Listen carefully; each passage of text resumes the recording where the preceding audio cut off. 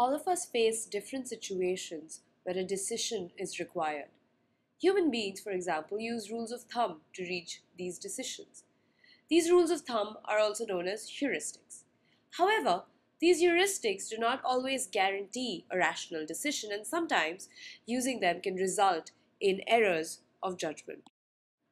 One such heuristic that we use in our everyday lives is the representativeness heuristic. This heuristic is based on the fact that we tend to classify things around us on a daily basis. Many of the situations, people, and things around us originate from some category.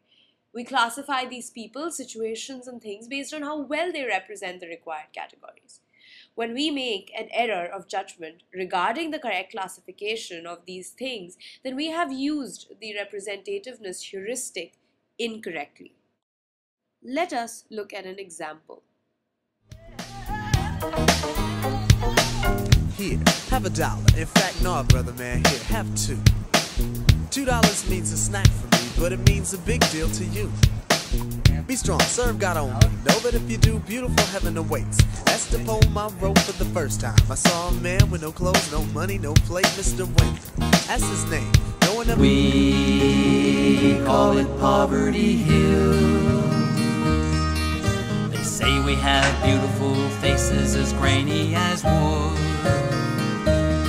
and they'd like to live here of all places. You're a rich girl and you're gone too far, 'cause you know it don't matter anyway.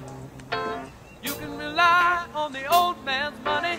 You can rely on the old man's money. It's a bitch girl, but it's gone. Another example comes from the article Judgment Under Uncertainty.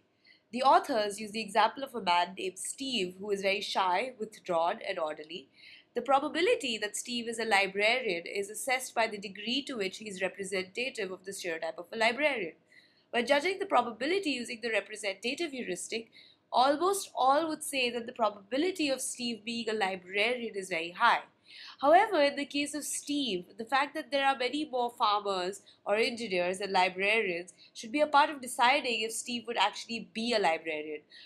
This shows that using heuristics can help people make decisions, but there is no guarantee that they are rational or accurate.